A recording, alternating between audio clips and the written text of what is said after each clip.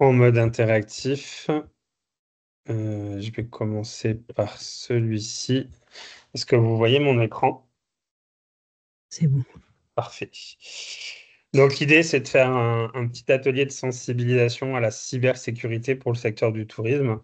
Comme je l'ai dit au préalable, c'est plus un atelier de partage d'expérience, de sensibilisation, parce que comme tout le monde et comme aussi entreprise, j'ai besoin de sécuriser mes propres données, que ce soit mes données personnelles, que mes données professionnelles, que les données de mes clients. Sans rentrer dans le détail de la loi, parce que vous trouvez plein d'informations à ce sujet. Vous avez peut-être déjà eu des ateliers de RGPD au sein de la MDT, mais de par cette nouvelle loi qui, de mémoire, date de 2018, toute entreprise doit... euh, il y a Marie qui nous rejoint. Hop, bonjour Marie. Bonjour. Alors, Bonjour. nous tout de suite, si Bonjour. vous voyez mon écran. Je vois l'atelier de sensibilisation. C'est Oui. bon. C'est parfait. Et si je change de page, est-ce que vous le voyez? Alors, attendez. Là, c'est tout noir. Là, il faut... je vois la cybersécurité, un enjeu majeur pour le tourisme. C'est tout Parfait. bon. On a vérifié. Vous pouvez accéder au contenu D'accord. pendant que je présente donc l'atelier. Donc, comme je disais au préalable, on est vraiment sur un atelier de sensibilisation. Je ne me considère pas du tout comme un expert en cybersécurité. Cependant, au même titre que vous et en tant qu'entreprise, je dois sécuriser mes données, que ce soit mes données personnelles que mes données professionnelles. Que depuis, de mémoire, hein, j'ai peut-être pas la date exacte, mais depuis la création, on va dire, de la loi RGPD, je dois mettre en place des mesures qui me permettent à la fois de sécuriser les données de mon entreprise, mais surtout et avant tout les données de mes clients. Déjà pour info, une donnée qui est intéressante à prendre en considération dès maintenant, c'est que toute donnée dite personnelle, donc c'est-à-dire qu'est-ce qu'on considère comme donnée personnelle, ben, c'est une donnée où il y a le prénom et le nom de famille de la personne. Donc par exemple, un exemple assez concret, moi mon adresse mail par exemple c'est cédric@lepuyddelacom.io.fr ou .com. Même si le Puy de la Com, c'est le nom de mon entreprise, mais de le fait que vous avez mon prénom dans mon mail, ça en fait quand même aussi une adresse mail personnelle. Dans l'hypothèse où entre nous, on se parle pas pendant une période de 36 mois, et on a énormément de mails comme ça où on n'est plus du tout en interaction avec les gens, on a pour obligation de supprimer les mails de nos bases de fichiers, donc ce qu'on appelle des CRM, ou de votre fichier Excel, ou n'importe quel fichier ou dossier que vous utilisez aujourd'hui dans la gestion du traitement des données de vos clients. On peut les garder La- que 36 mois, ça veut dire. Alors, on peut les garder sur une durée de 36 mois du moment qu'on est en capacité de prouver qu'il y a eu une interaction entre Voilà. nous, en fait. La meilleure manière de créer une interaction entre nous, c'est l'envoi classique d'un mail de réservation s'il y a eu réservation, ou une newsletter pour informer d'une nouveauté, ou D'accord. voilà, quelque chose de spécifique qui justifie pourquoi vous avez accès à cette boîte mail. Cependant, vous pouvez envoyer un mail, mais si vous n'avez pas de réponse de la personne, c'est considéré comme si la personne ne souhaitait pas entretenir de relation avec vous. On est exactement dans le même principe. Faut arriver à prouver en fait qu'il y a une véritable interaction des deux côtés. Ça, c'est, on va dire, le premier tips à prendre en considération, c'est celui-ci. Donc, quand on parle de cybersécurité, les enjeux dans votre secteur d'activité qui est le tourisme, c'est ce qu'on appelle la vulnérabilité du secteur. Vous êtes une cible, mais à peu près comme tous les secteurs sont des cibles qui sont donc dans la proie des cybercriminels en raison de la sensibilité des données qui sont manipulées. C'est-à-dire qu'aujourd'hui, Si vous n'avez pas de mot de passe sécurisé sur vos boîtes mail, sur vos sites internet, sur vos téléphones ou sur tout autre support de communication ouvert sur Internet, malheureusement, on peut très facilement s'introduire à l'intérieur, sachant que j'ai lu l'info la semaine dernière, on doit être encore à 86% des Français qui utilisent le mot de passe 1, 2, 3, 4, qui est le mot de passe le plus... on a récupéré Marie, qui est le mot de passe encore le plus vulnérable qui soit utilisé par... On a été coupé Oui, quelques minutes. je disais que... Oui, Marie, Oui, je disais que on a un côté très vulnérable dans le secteur du tourisme de par le fait qu'on a une sensibilité des données qui sont manipulées, que aujourd'hui, si vous utilisez des mots de passe trop simples, et le mot de passe le plus simple qui est encore utilisé à plus de 80%, c'est 1, 2, 3, 4. Et je crois même que le deuxième mot de passe le plus utilisé, c'est doudou. Donc voilà, quand on est sur des mots de passe aussi simples, c'est assez facile malheureusement de se faire d'être vulnérable vis-à-vis des cybercriminels. Donc ça peut oui, avoir des conséquences assez désastreuses parce qu'une fois qu'on est rentré chez vous par le biais d'un mot de passe non sécurisé, et ben du coup c'est la porte ouverte à tout. Les gens peuvent très facilement manipuler et récupérer et siphonner les données de vos clients. Et si on reste dans la lignée de la RGPD, si par exemple vous avez mon adresse mail et que j'arrive à prouver que j'ai été attaqué par vous, malheureusement, ça peut avoir des conséquences qui peuvent être relativement assez coûteuses pour tout le monde. Et après, c'est un enjeu de confiance. C'est que au-delà on va dire des mentions légales et des conditions générales de vente et de confidentialité, bah, une fois qu'on vous avez été attaqué, les gens peuvent malheureusement perdre confiance en toute crédibilité vous concernant par rapport à la gestion de vos données. Tout d'accord. ça pour dire que c'est pas qu'une simple loi, même si aujourd'hui les gens sont beaucoup, enfin les gens, la loi est beaucoup plus stricte pour les très très grosses entreprises parce qu'ils manipulent énormément de données. Cependant, c'est pas parce qu'on est plus petit qu'eux qu'on est à l'abri, malheureusement, parce que de par votre taille, vous n'avez pas les structures de sécurité pour vous protéger si malheureusement vous vous faites attaquer. Donc ça, c'était le premier, le premier enfin, tips à donner, de bien travailler les mots de passe.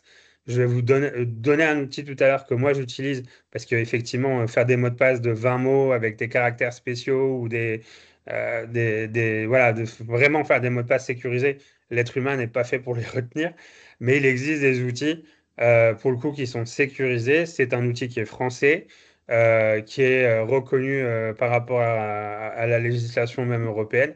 Je vous en parlerai juste après. Donc, pour faire un panorama assez facile de ce qui peut malheureusement arriver en termes d'attaque, le plus connu, bah, c'est le piratage des bases de données de clients. Sachant que dans vos bases de données clients, vous avez aussi probablement les coordonnées de paiement.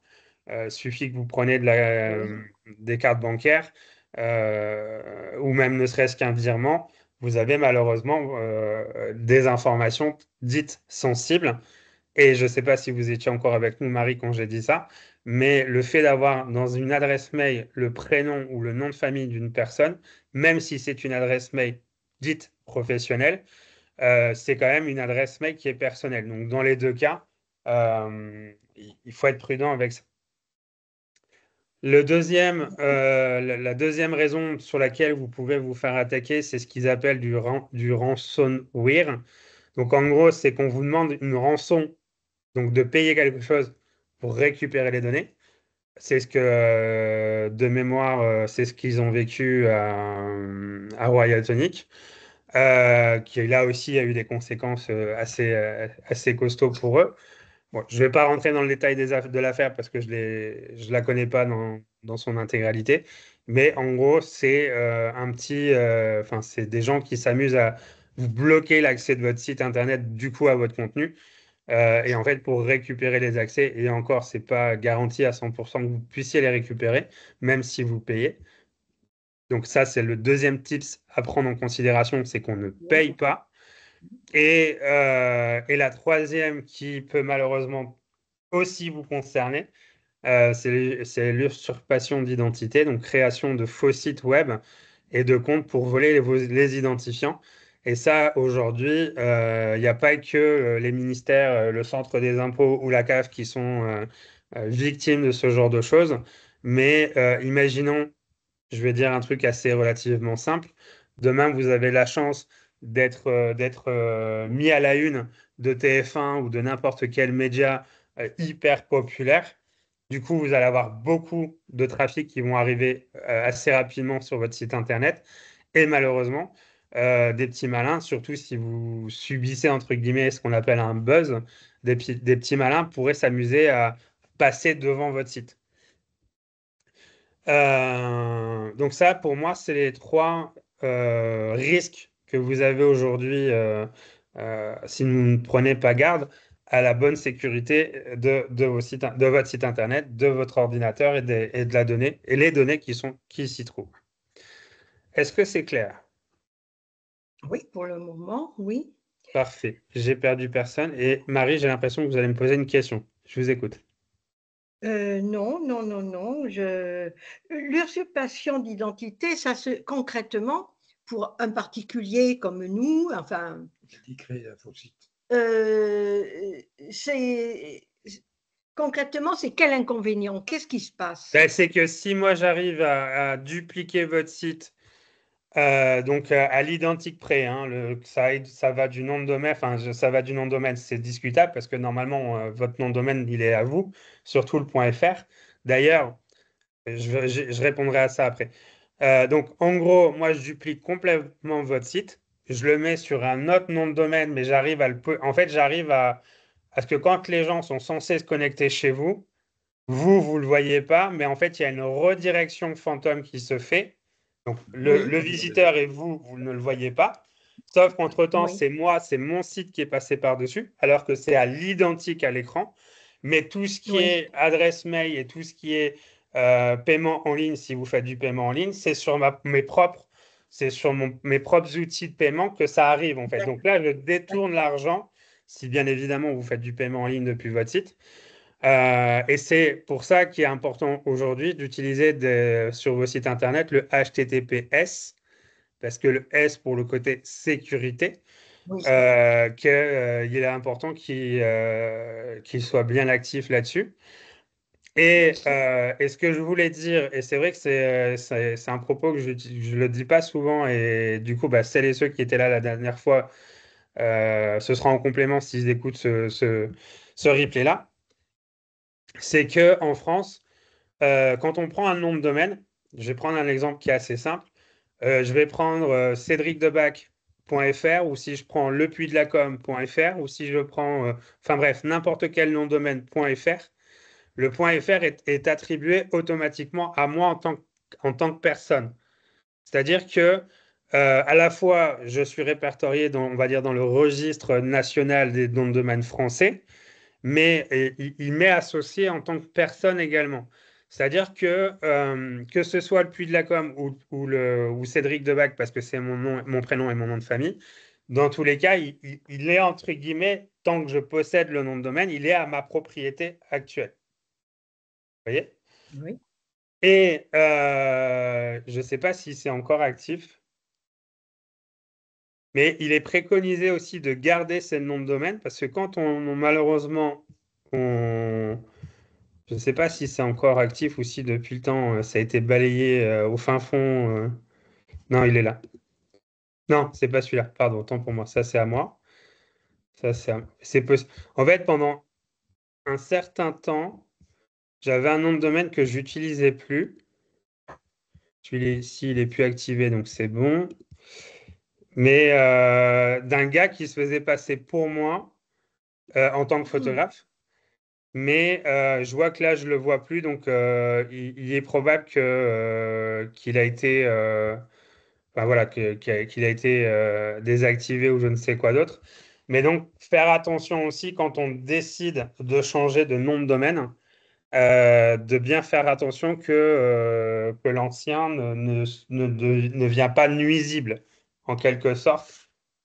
Parce que pourquoi les gens il y a des gens qui font du business avec ça, hein, avec les anciens noms de domaine, tout simplement pour récupérer le trafic qu'il y a dessus. Oui. Parce qu'un nom de domaine, c'est pas parce qu'on décide du jour au lendemain d'arrêter de l'utiliser qu'il a arrêté sa vie, en fait. Il retombe dans ce qu'on appelle le domaine public. Et une fois qu'il est dans le domaine public, les gens peuvent le réutiliser comme ils le souhaitent. Et de ce fait-là, ils en font ce qu'ils veulent, quoi. Surtout si c'est un nom de domaine où il y a eu énormément de trafic. C'est OK pour ça? Oui. Parfait. Eh bien, on continue. Alors, l'impact, on était en train d'en parler, hein, donc la perte des données. Donc, information, réservation, inventaire, difficile de reprendre l'activité.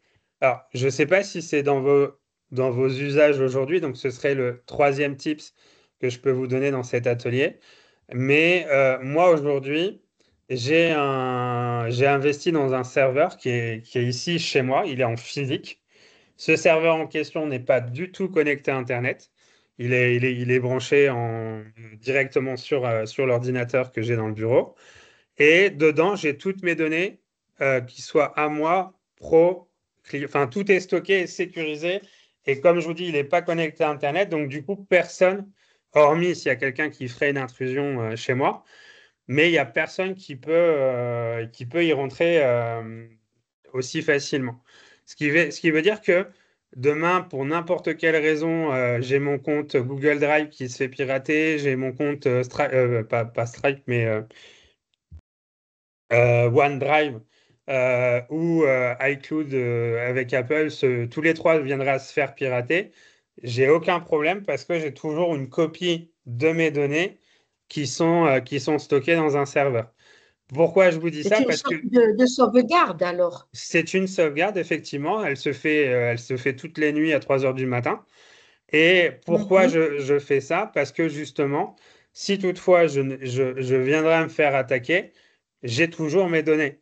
Parce que le problème, c'est que quand on subit ce genre de choses, et encore une fois, c'est tellement simple de se faire attaquer, eh ben, le problème, c'est que quand on n'a plus accès aux données et que dedans, il y a des données clients, qu'il y a des données très importantes dans la survie de vos entreprises, bah, malheureusement, quand on n'a plus rien, on n'a plus rien, quoi.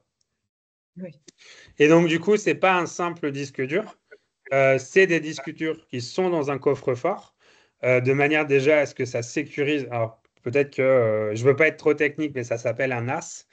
Et dedans, en fait, c'est un disque dur qui est dupliqué en 4 fois, de manière à ce que s'il y en a un qui tombe en panne, ben, j'en ai toujours un de secours, et qu'ils sont protégés de toute intrusion extérieure. Parce Mais qu'effectivement, ça, c'est valable pour des grosses, enfin, des entreprises d'une certaine taille.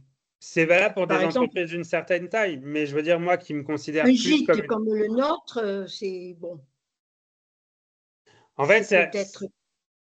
ça dépend de la capacité des données que vous avez, mais je ne sais pas Oui, si vous, aujourd'hui, vous utilisez des disques durs externes à votre ordinateur actuel.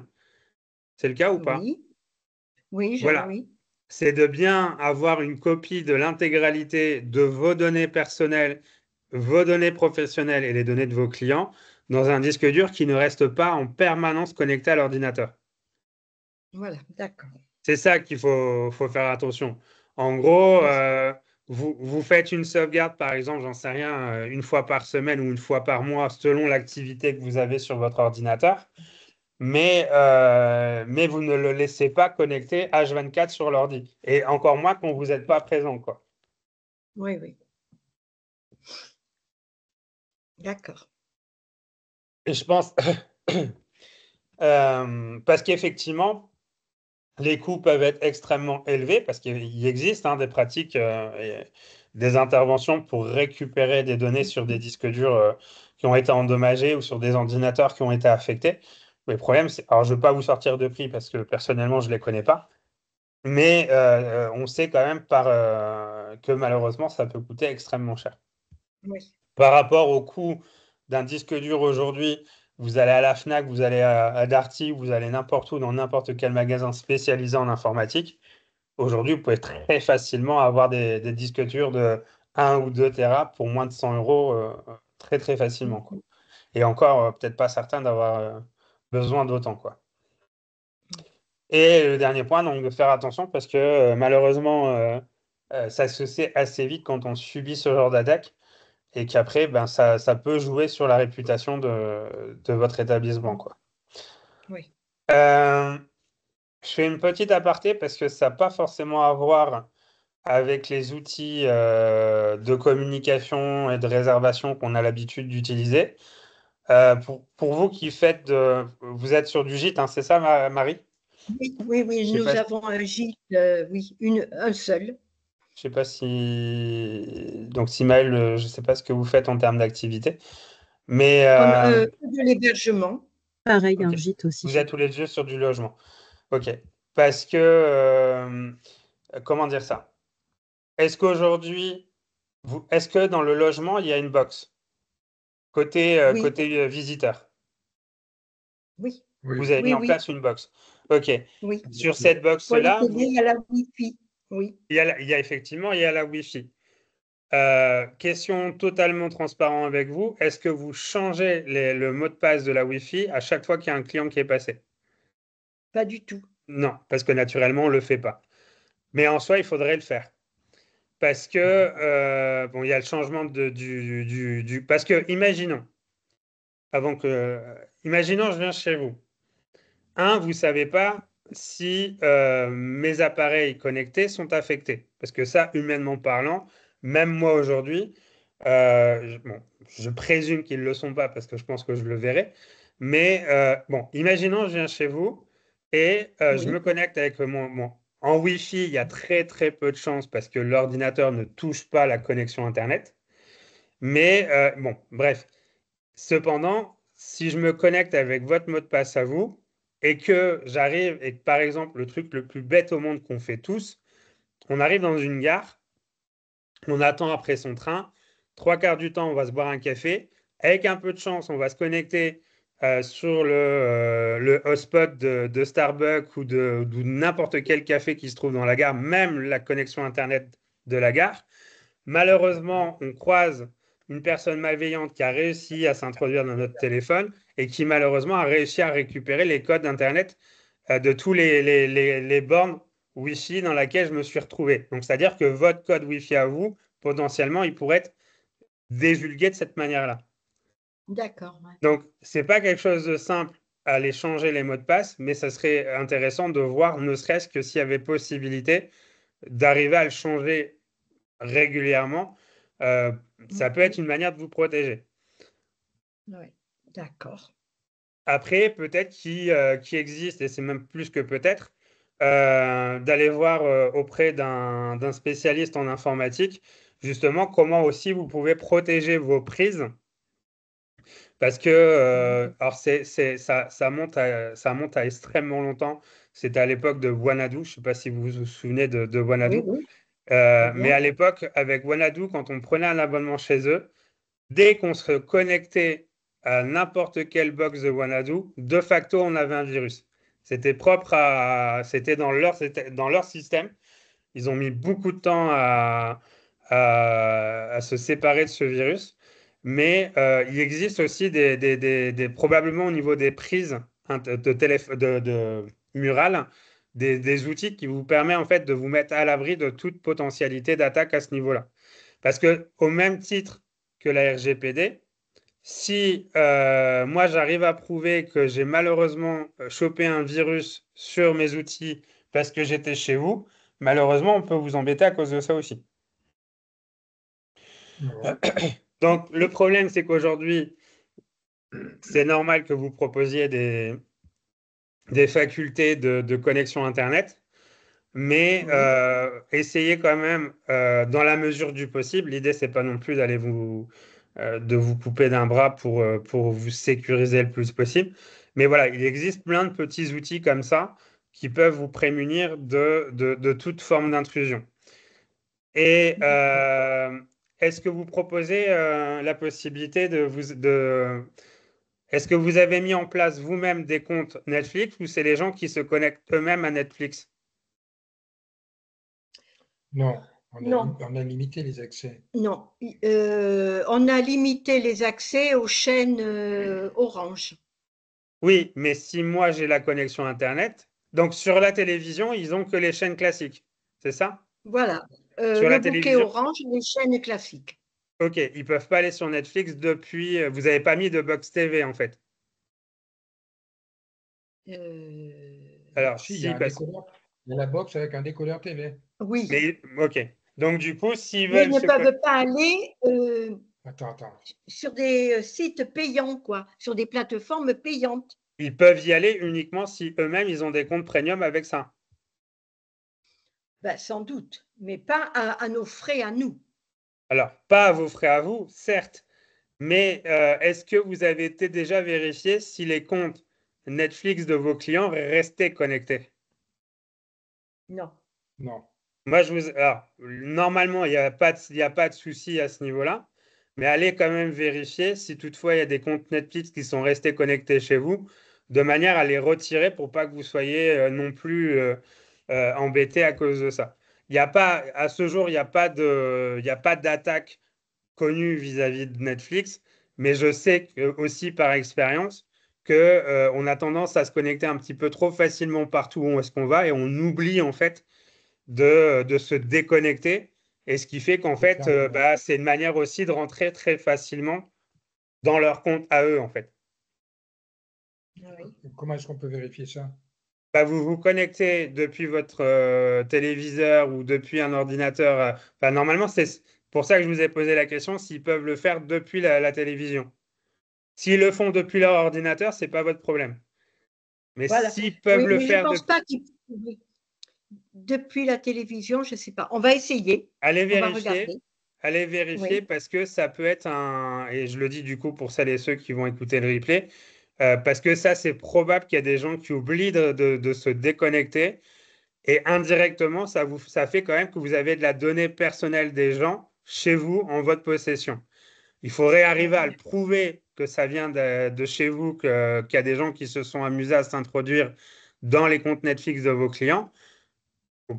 Probablement. Et d'ailleurs, si c'est le cas, et encore une fois, je m'adresse à tous celles et ceux qui nous écoutent, rien ne vous empêche de mettre un petit papier à côté. Je sais que les gens auront tendance à l'oublier, hein, quoi qu'il arrive, mais rien ne vous empêche de mettre un papier à côté du décodeur ou de la box en précisant bien, avant de repartir, faites le nécessaire pour vous déconnecter de tout Netflix, Amazon Prime Oui, et oui, Canal+ oui. potentiellement, pour pas justement que des personnes qui arrivent après vous aient accès à vos propres comptes.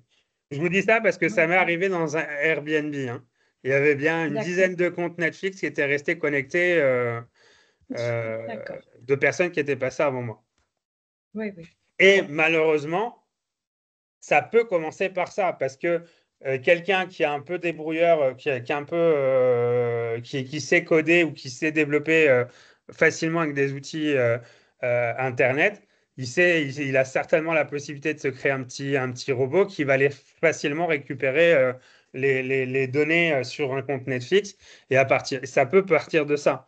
Donc, vous, en tant qu'hébergeur, ok, il n'y a pas de souci parce il y a la box, il y a ceci, il y a cela, mais faites attention aussi que vos clients partent bien et qu'ils se sont déconnectés de tout appareil chez vous, y compris leur compte de streaming, pour pas que vous vous retrouviez, pour n'importe quelle raison, qu'on arrivera à prouver que la porte d'entrée, ça a été le compte Netflix qui a été oublié, quoi. Oui, oui. Ok. C'est D'accord. plus, encore une fois, c'est plus de la prévention que de vous alarmer et d'arrêter de donner accès aux personnes au compte Netflix, quoi. Est-ce que c'est clair? Oui, oui. Mégane, Florian, Trissa, je vous ai pas perdu. Tout va bien. Parfait.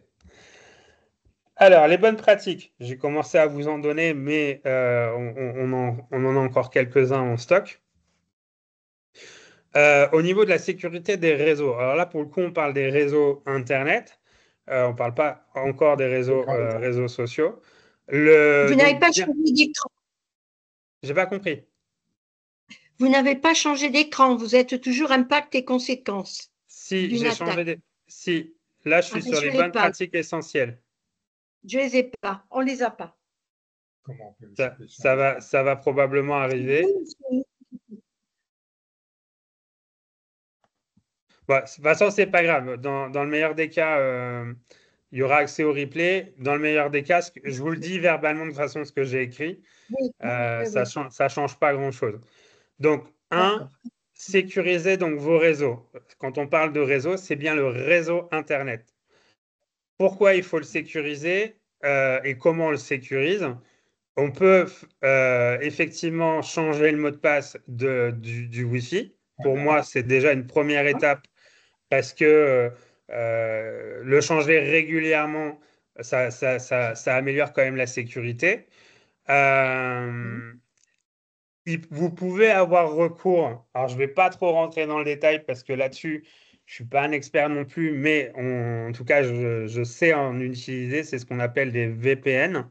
Je ne vais pas vous donner l'abréviation de ce que ça veut dire, mais en fait, c'est des outils de sécurité et je dirais même qu'ils sont importants si vous allez à l'étranger ou si vous recevez des étrangers dans vos établissements. Et ça vous permet oui, aussi de limiter les accès, comme vous l'aviez dit tout à l'heure par rapport aux chaînes de télévision. On peut aussi mettre des limites d'accès par rapport à ce qu'on autorise ou pas à consulter sur oui. Internet.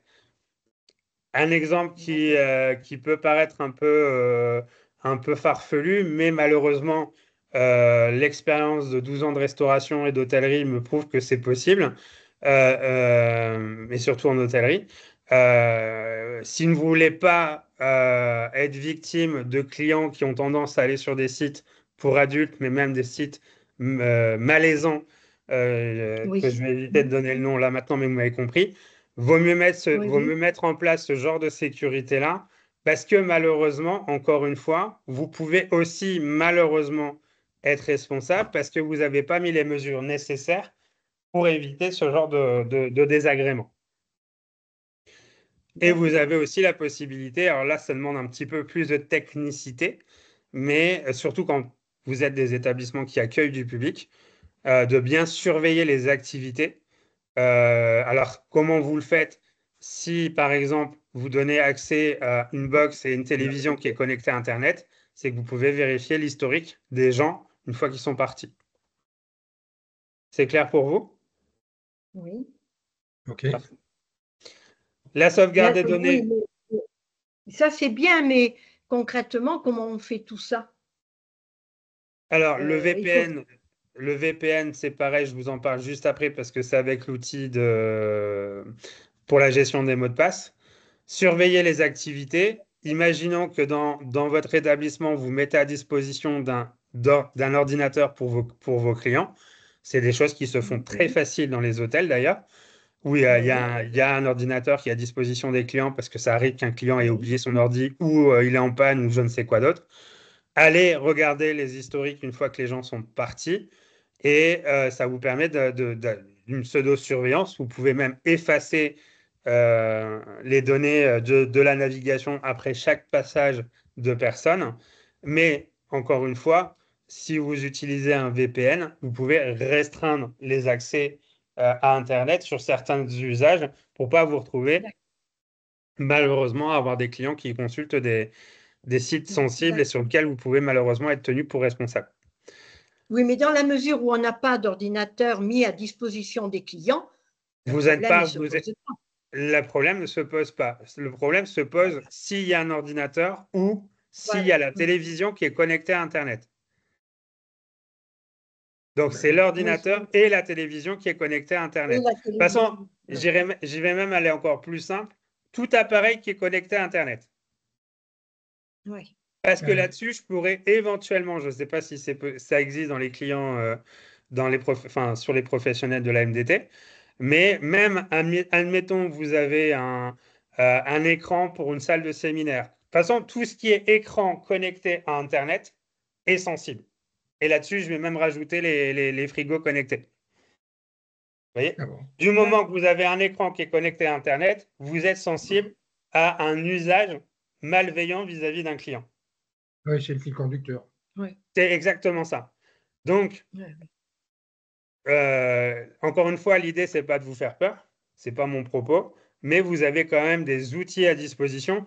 Et s'il faut rentrer plus dans le détail, je le redis, on peut mettre à disposition, en tout cas, moi, je peux mettre en relation des vrais professionnels dans ce domaine-là qui peuvent encore venir aussi approfondir mon propos. Là, on est sur de la sensibilisation par rapport à ce que moi, je fais personnellement.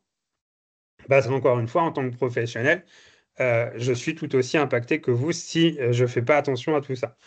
La deuxième chose, c'est bien de protéger vos données. Là, je vous l'ai dit, disque dur externe qui n'est pas connecté en permanence à l'ordinateur et surtout qui est bien rangé quand vous n'êtes pas là, voire même le sécuriser quand vous n'êtes pas là, parce que malheureusement, il y a un problème d'intrusion sur vos ordinateurs.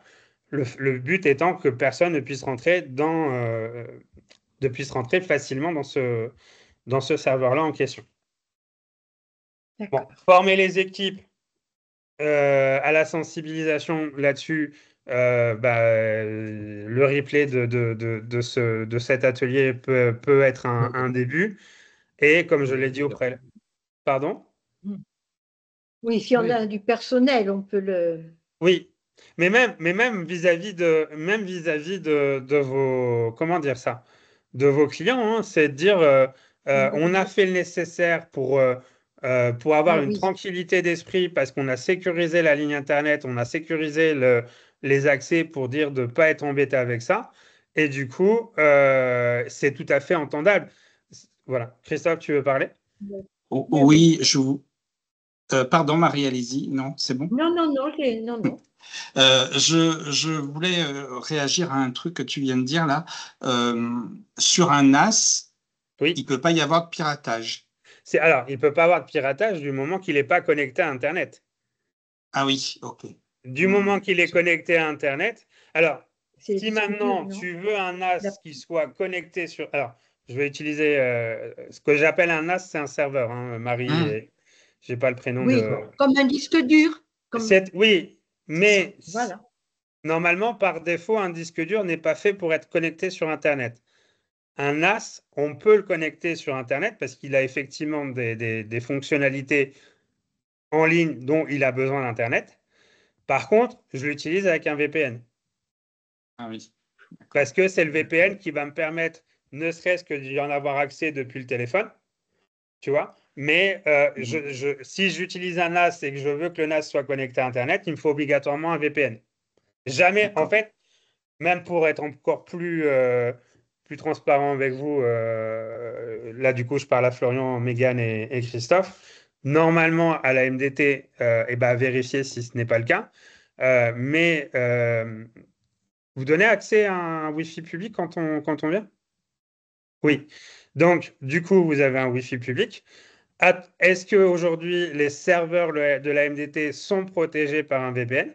Ça c'est le premier point d'interrogation. Et de par le fait que vous donnez un accès à un Wi-Fi public, est-ce qu'aujourd'hui, et c'est pareil, il y a des ordinateurs à disposition des visiteurs? Donc ça, non.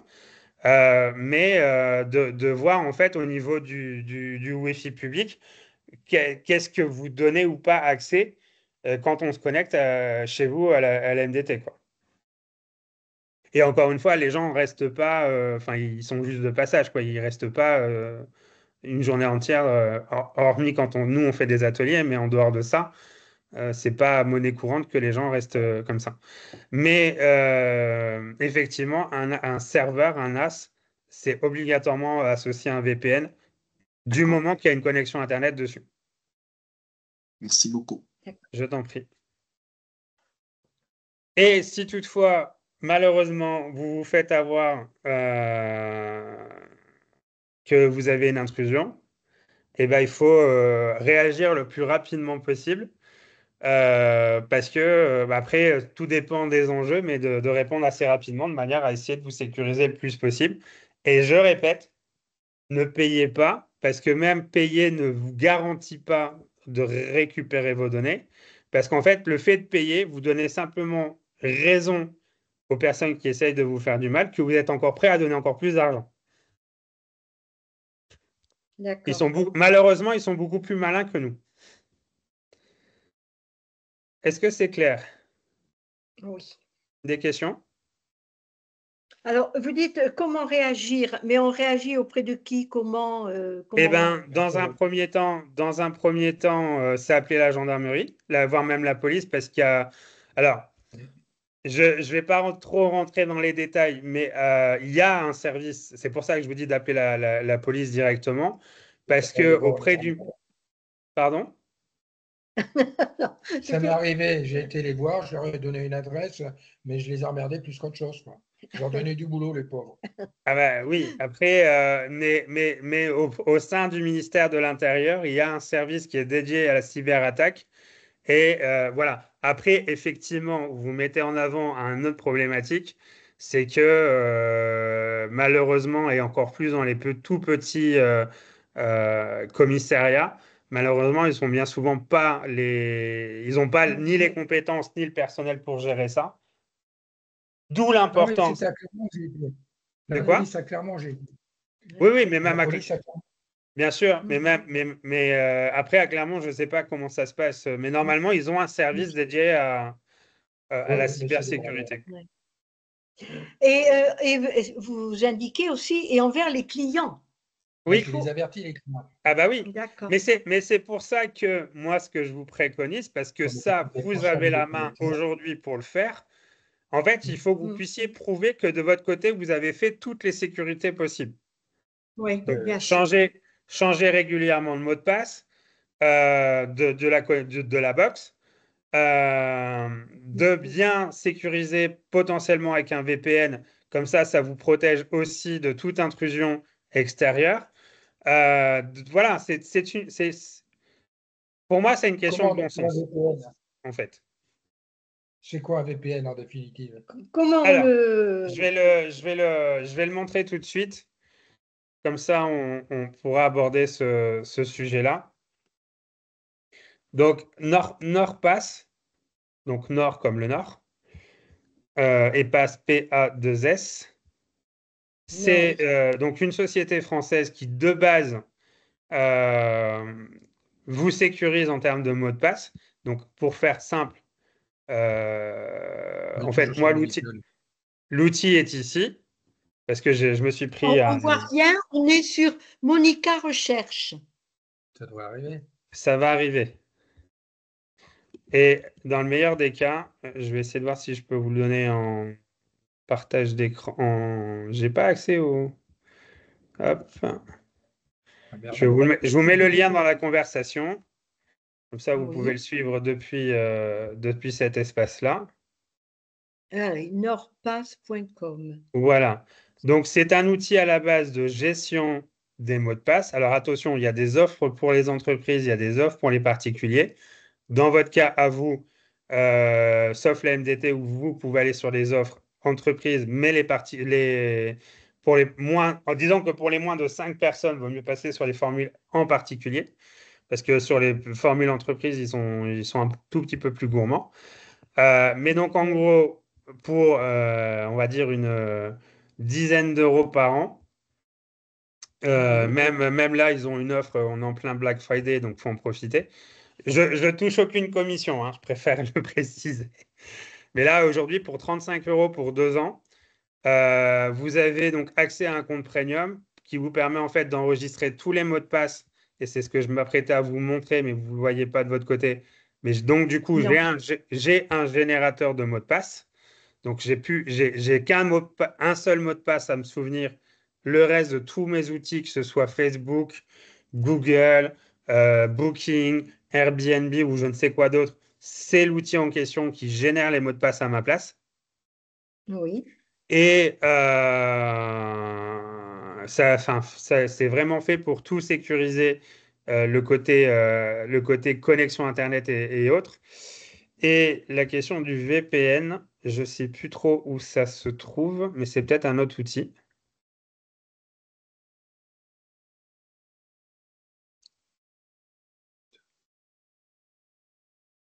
Où est-ce qu'il est ton écran? C'était là.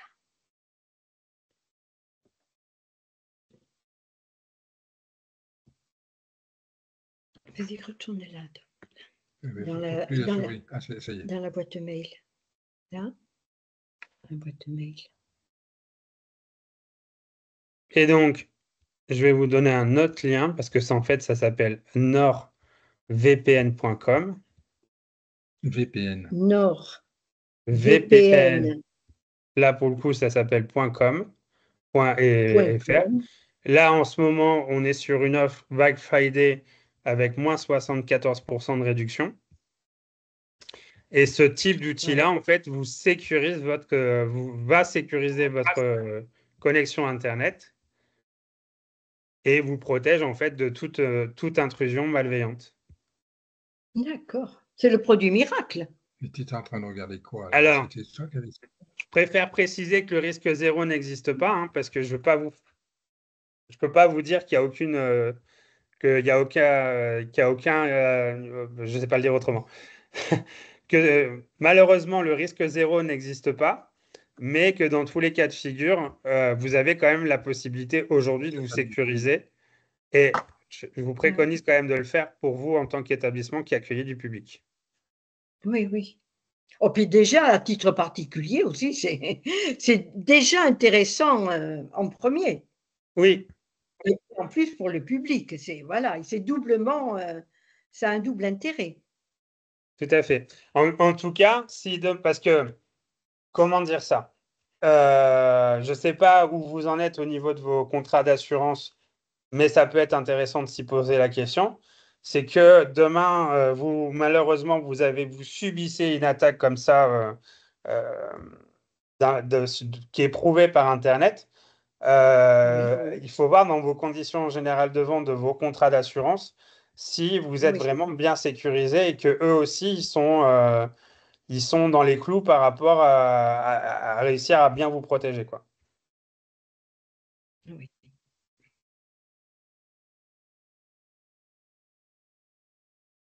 On a tout perdu. Bon, on va y retourner. Pourquoi vous avez tout perdu, quoi? Ah, ça y est, on n'a plus d'image. Ça y est, je vous entends. On a le son, mais on n'a pas l'image. Alors, ben c'est déjà très bien d'avoir le son, hein. Oui. Ouvrir, continuer. On repart à zéro pour pouvoir essayer d'avoir l'image. Microsoft Teams. Là, on n'a plus rien. On est toujours là, hein. Ça y est, je vous entends. On vous entend. Voilà, ça y est. Très bien. Donc, je vous laisse prendre le soin de. Je vous laisse prendre le soin de regarder. Je vous laisse prendre le soin de regarder les outils qu'on vous a communiqués qui sont donc NordPass par rapport au mot de passe. Pour moi, ça, c'est la base de tout. Parce que pouvoir faire des mots de passe compliqués et sécurisés, c'est quand même ce qu'il y a de mieux pour éviter effectivement tout type d'intrusion malveillante. Ça, c'était mon propos initial. Après, c'est aussi de temps en temps faire un peu un état des lieux de l'ordinateur en question. Au niveau du pare-feu, au niveau de ce qu'ils appellent le chiffrement. Je vais éviter d'être trop technique, mais aujourd'hui, vous avez de plus en plus d'outils qui vous font ce qu'on appelle la double identification. Je ne sais pas si ça vous parle, mais qu'en gros, quand vous voulez vous connecter à un site internet ou une application mobile, en plus ou à la place du mot de passe, bien souvent c'est à la place du mot de passe, en fait, vous recevez un code soit par SMS ou soit via une application sécurisée pour ce qu'on appelle l'authentificateur. Alors là, je récupère qui? Moi, Marie.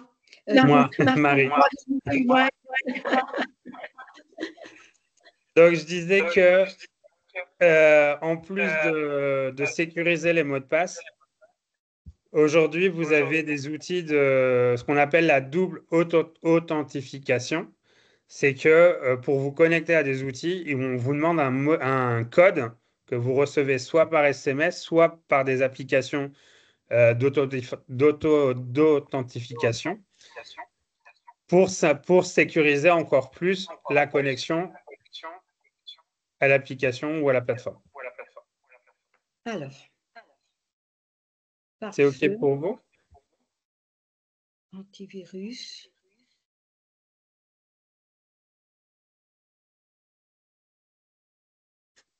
J'ai coupé le micro de Marie. Vous m'entendez toujours ou pas? Oui, c'est bon. Parfait. J'avais un écho. Je vous vois en double, en fait, Marie. Je ne sais pas si vous m'entendez. Et il y avait un écho de votre côté. Donc, par feu, l'authentification. Alors, antivirus, c'est en fonction des ordinateurs et à l'ancienneté des ordinateurs. Et bien faire attention que les mises à jour des applications et des outils que vous utilisez soient faites en temps et en heure. Parce que malheureusement, une intrusion peut très facilement se faire. Et je fais un peu le parallèle par rapport à l'atelier de la dernière fois sur les sites Internet. Le mot de passe de votre site Internet, le mot de passe pour vous connecter à votre site Internet, il faut aussi de temps en temps le changer parce que malheureusement, ça peut être une faille de sécurité dans vos données. Donc, gestionnaire de mots de passe, je l'ai dit. Créer des mots de passe robustes, il faut utiliser des outils qui vous permettent de les créer parce que humainement parlant, on les oublie. Et mettre en place l'authentification à 2 facteurs, soit par SMS ou un code envoyé par une application mobile, reste d'autant plus intéressant. C'est OK pour vous? Je ne vous entends plus, Marie. Il faut réactiver votre micro.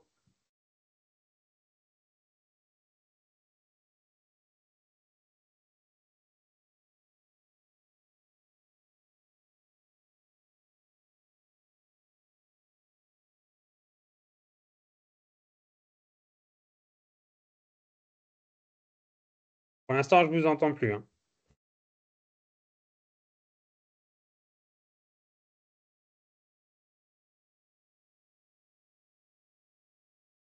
Marie, c'est en haut à droite, pas très loin du bouton quitter microphone pour pouvoir le réactiver.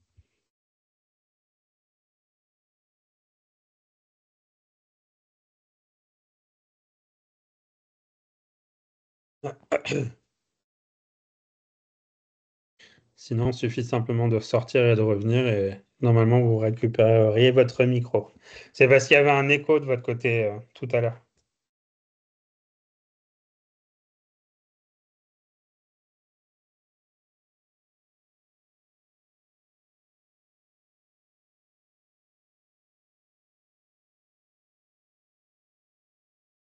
Je vous entends toujours pas, hein, Marie. Je ne sais pas si vous, de votre côté, vous m'entendez. Et là, est-ce que vous m'entendez? Là, on vous entend, oui. Alors, nous, on vous entend, mais avec plein d'échos. Alors, moi, je vous invite à vous déconnecter et à revenir. Parce que vous avez 2 comptes là. Est-ce qu'on aura le pouvoir, ouais. Alors, on ferme et on revient. C'est ça. Et entre-temps, on a perdu Maël. Je ne sais pas si vous l'aviez vu.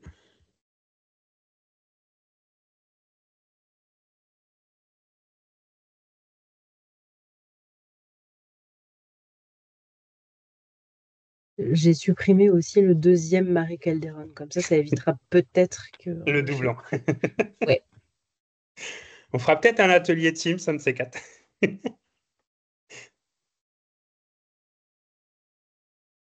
Bon, on va attendre 2 minutes qu'il revienne. Mais sans rire, Cédric, Mégane, ça serait peut-être pas idiot pour l'année prochaine de faire un atelier Teams pour les prestataires. Ouais, c'est vrai. Parce que là, je récupère Maël. On est après, voilà. Ça va, c'est pas mais le son et la caméra étaient coupés et je savais pas comment faire pour l'activer. Voilà. Eh ben, donc, vous a retrouvé. Bon. J'ai fait la consigne que tu as fait à Marie. Et voilà, maintenant ça marche. Bon, ben, on devrait récupérer Marie. Donc, on était en train de se dire. Oui, mais on a tout entendu. Hein. Vous avez tout entendu? Oui, on a tout suivi. Entendu et suivi les diapos.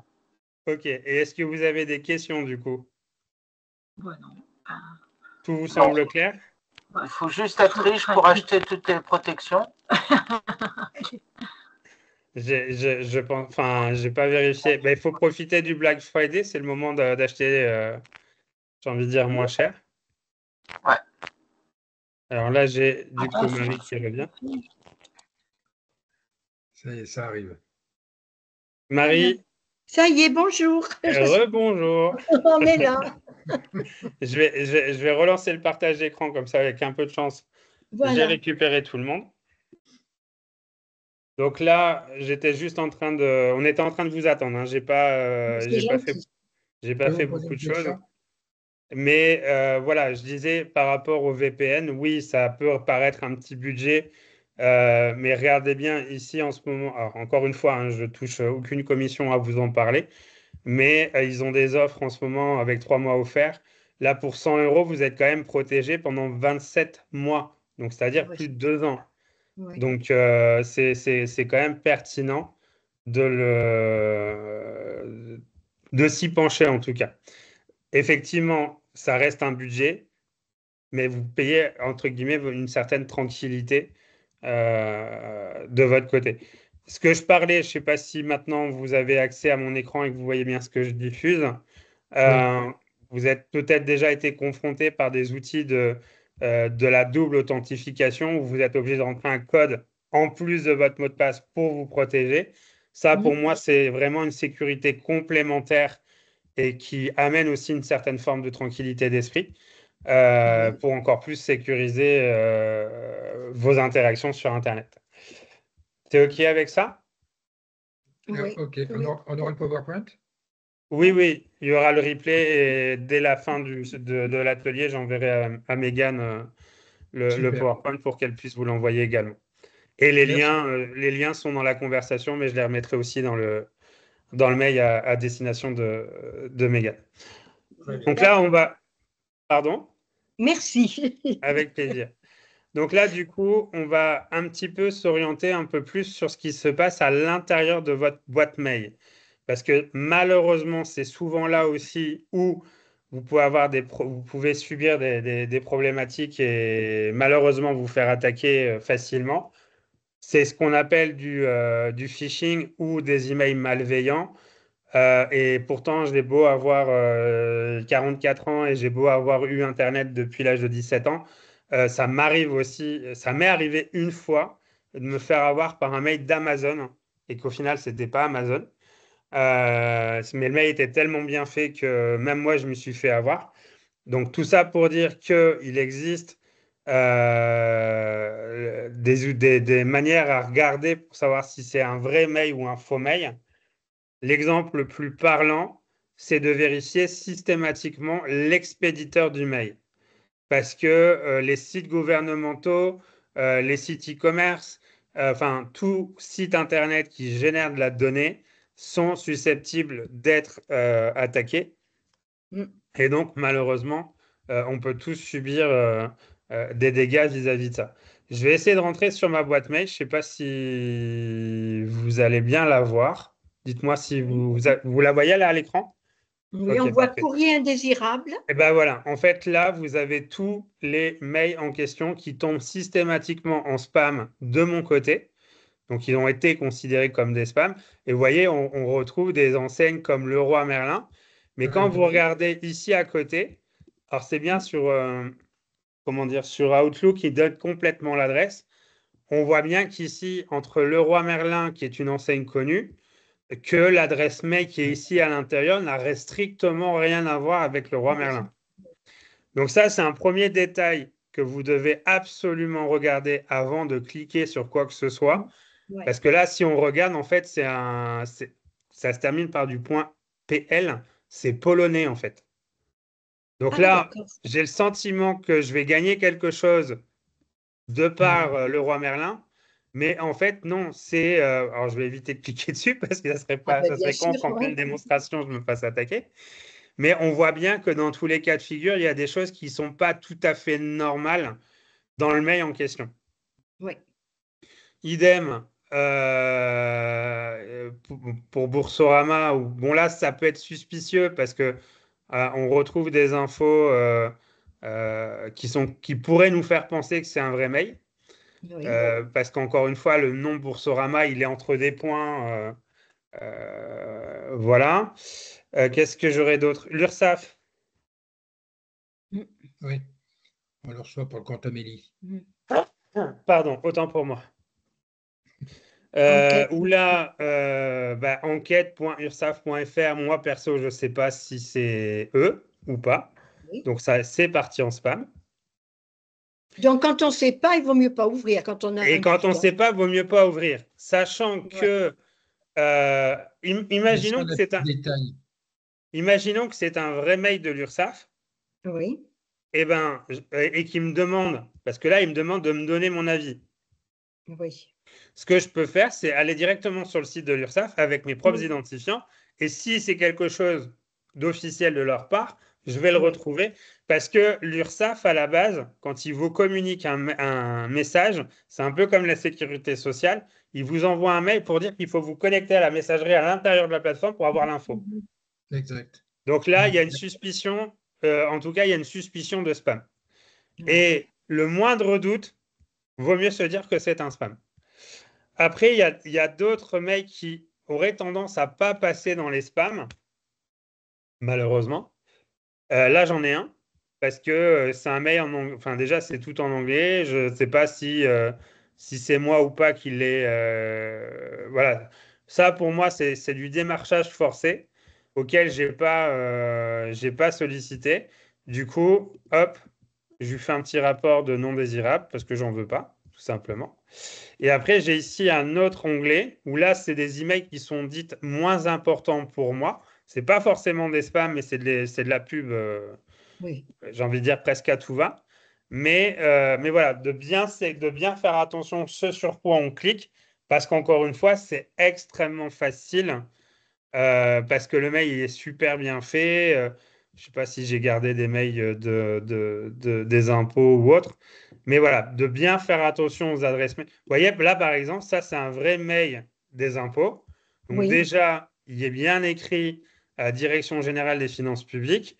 Quand je clique pour voir le mail complet, on retrouve bien DGFIP Finance gouv.fr. Donc, d'une certaine manière, la logique, elle est bonne.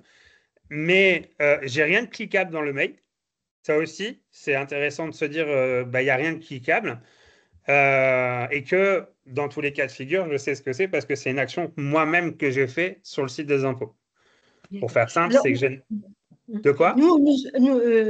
J'ai reçu un mail provenant de DGFP. C'était écrit en abrégé. Ouais. Et puis, il y avait toute une série de numéros. Alors ça m'a paru un peu bizarre. Eh bien, il ne fallait pas cliquer, effectivement. Alors, je l'ai ouvert parce qu'il disait suivez le lien. Alors, je l'ai fait. Et le lien, je suis tombée, comme vous tombez pour se connecter, vous savez, par Connect France ou etc. Oui. Et j'ai été quand même jusqu'à mettre mon numéro fiscal, puisque pour entrer aux impôts, moi, j'ai choisi le numéro fiscal. Oui. Et là, je me suis retrouvée, on me demandait tous les éléments de ma carte bancaire. Alors là, évidemment, je me suis arrêtée. Mais la prochaine fois, dès que vous avez des numéros dans une adresse mail, vous stoppez direct. Oui. Tout ce qui est communication institutionnelle en France, il y a jamais de numéro dans les mails. Vous voyez là, par exemple, c'est un mail, encore une fois, qui est par la Direction générale des impôts, des finances publiques, mais on ne sait même pas si ça vient de Clermont. Oui. Parce que ils n'ont aucun intérêt à communiquer que ça vient de Clermont. Parce que c'est centralisé, c'est certainement même centralisé à Paris. Je ne suis même pas certain que c'est Clermont qui gère ça. Et partez du principe que si dans une adresse mail de l'État, de n'importe quel service d'État, URSSAF y compris, s'il y a des numéros dans le mail, vous ne faites rien. D'accord. Parce que par défaut, c'est... Et encore une fois, si toutefois vous avez un doute, vous ne suivez pas le lien et vous allez directement vous connecter vous-même Voilà. Et ça Voilà, fait... c'est ce que j'ai fait après. Bon, bien sûr, je n'ai Pardon. pas donné les références de ma carte bancaire, mais je suis allée sur mon site des impôts. Il n'y avait rien Oui. qui ressemblait à ce qu'il me disait. Et j'ai envoyé une copie du mail aux impôts. Ok, c'est très bien. Alors moi aussi, la fois où je me suis fait arnaquer d'une certaine manière, je suis aussi allé voir les flics et effectivement, ils n'ont pas fait grand-chose non plus. Oui. Par contre, une chose qui est importante, parce qu'aujourd'hui, ça vous sécurise quand même encore un peu plus, c'est d'utiliser non pas France Connect classique, mais c'est d'utiliser France Connect Plus, parce que c'est le France Connect Plus qui va vous être connecté à une application qui s'appelle l'identité numérique faite par la Poste. Je sais pas si... Ah oui, c'est ça. Je vais arrêter 2 secondes. Je vais arrêter. Attendez. Parce qu'en plus, vous ne voyez pas.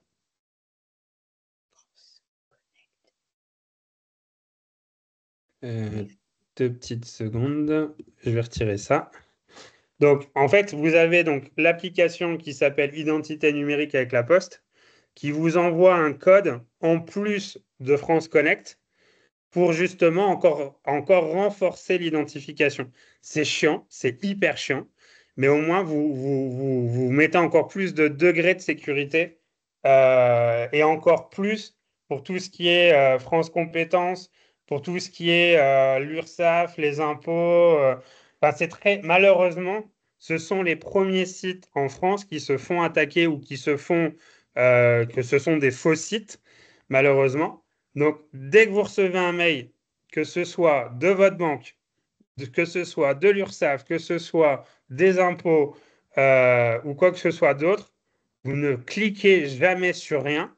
Vous allez de vous-même sur la plateforme.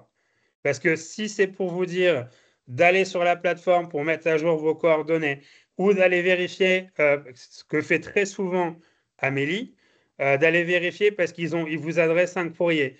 La CAF, si la CAF, il vous demande par exemple d'aller mettre à jour vos données par rapport à l'APL ou par rapport à n'importe quelle autre chose. Pôle emploi, si vous devez mettre à jour des données par rapport à l'aspect employeur. Bref, n'importe quel site internet de l'État qui vous demande de mettre à jour des données, vous ne cliquez jamais sur rien, vous y allez de vous-même sur les plateformes. Parce que 90% du temps, et je dirais même 98% du temps, ce sont des faux mails. Parce que là, effectivement, vous vous êtes arrêté avant de payer. Mais malheureusement, le fait d'avoir cliqué sur le lien, ça tombe, vous vous en êtes même pas rendu compte, mais vous les avez autorisés à rentrer dans votre ordinateur. Ah oui. Donc, ne cliquez jamais sur un mail, qui que ce soit, dans lequel vous n'avez pas la sécurité de qui ça vient. Et je vais même expressément, et vous allez m'en vouloir, Mégane, Christophe et Florian, mais même si demain vous recevez un mail de la MDT et que vous n'êtes pas certain de la destination, de la manière dont c'est formulé, bah vous appelez la MDT et vous leur demandez de justifier qu'ils ont bien envoyé un mail. Parce que malheureusement, personne n'est à l'abri de se faire attaquer. On est tous concernés. Mais voilà, essayez le plus possible de limiter toute cliquable de lien parce que ça peut avoir la conséquence qui rentre dans votre ordinateur quand même. Et ça, malheureusement, vous ne pouvez pas le voir. Parce que bien de le dire d'ailleurs, parce que les mails de la MDT arrivent parfois sur certaines boîtes mail dans les spams. Oui. Et ça, on ne peut rien faire parce que ça dépend du paramétrage qui a été fait sur la boîte mail de chaque personne. Mais oui, le fait est que ça peut arriver. C'est déjà arrivé. C'est partiellement vrai sur ce que tu viens de dire. Il y a un autre paramètre à prendre en compte, et ça, vous ne saviez peut-être pas. Mais comme je sais que tu fais de l'envoi de masse, malheureusement, quand on fait des envois de masse, tout ce qui est Gmail, Yahoo, enfin, tous les opérateurs des boîtes mail, en fait, mettent une note sur ton mail. Et si malheureusement, je dis une connerie, mais sur 50 envois, tu as 15% de mails qui tombent en spam, ton adresse mail, elle est dégradée en termes de confiance.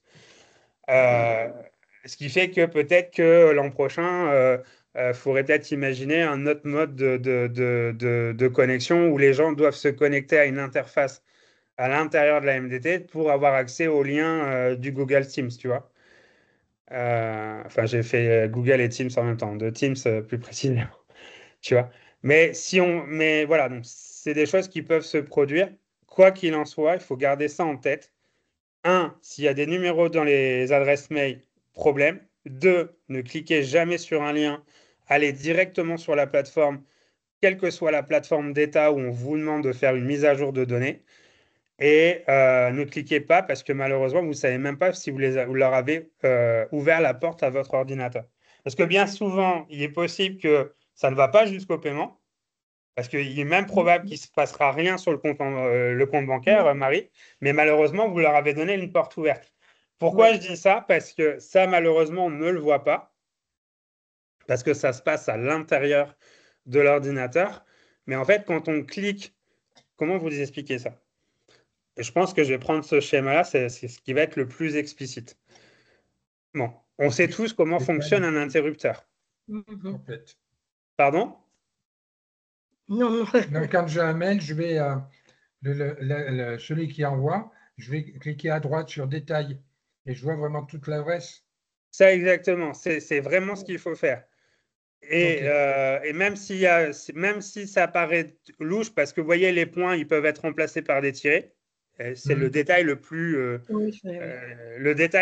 imminent que personne. On fait pas la distinction entre un point et un trait quand on ouvre très rapidement un mail, hein. Très sincèrement, voilà. Par contre, ce que je voulais expliquer par rapport au fait de cliquer sur un lien, notamment un lien qui est envoyé via un mail, c'est le même principe qu'un interrupteur. Quand vous enclenchez l'interrupteur, la lumière s'ouvre. Vous réappuyez sur l'interrupteur, la lumière, elle se ferme.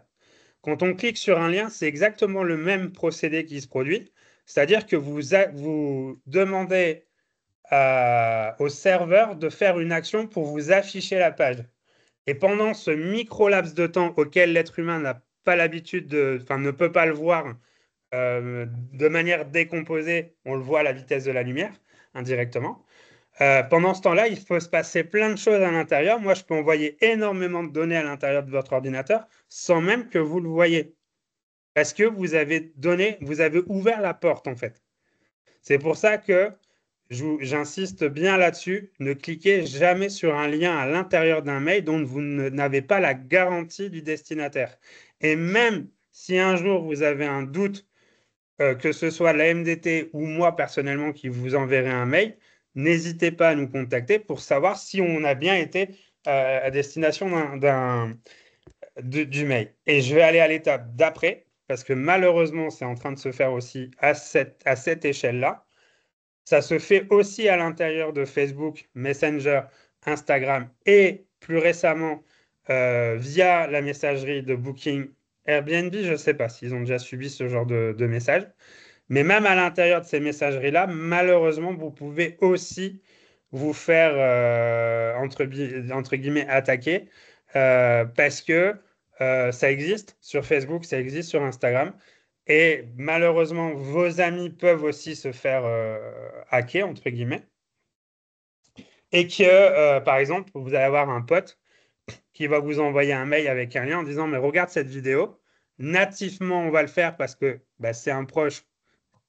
Du coup, on va le faire. Mais malheureusement, c'est parce qu'on n'a pas été mis au courant entre-temps. Malheureusement, ça peut être aussi quelque chose de malveillant. Donc, la moindre doute, on contacte la personne autrement que par Facebook.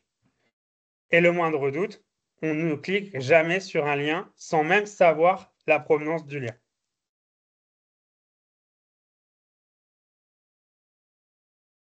Parce qu'encore une fois, la porte d'entrée, elle est extrêmement facile à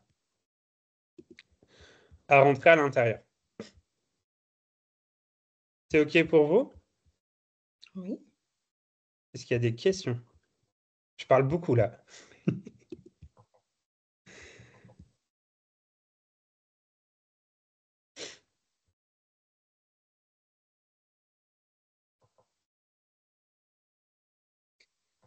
Et on va bientôt arriver à la fin de ma présentation. Normalement, il doit me rester une slide. Donc, je l'ai dit un petit peu au préalable en amont de l'atelier, de bien faire une sauvegarde de l'ensemble de vos données. Ça, c'est plus que primordial aujourd'hui.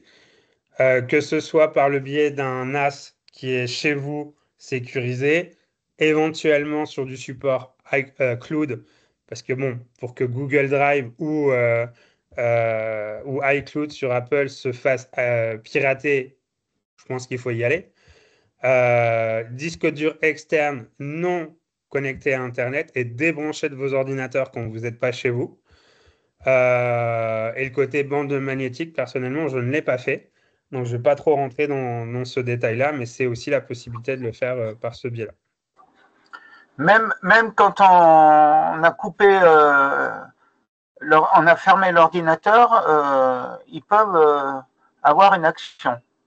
Alors, la question, moi, c'est dès que j'ai fini, je coupe mon ordinateur, je l'éteins. Je ne le laisse pas envahir. Oui, mais vous le laissez brancher sur la prise. Oui.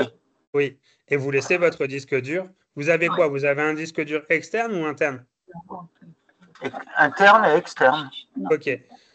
Pour moi, même si l'ordinateur est éteint, parce que vous le débranchez pas de la prise électrique, vous ne le débranchez pas d'Internet, il vaut mieux séparer le disque dur externe.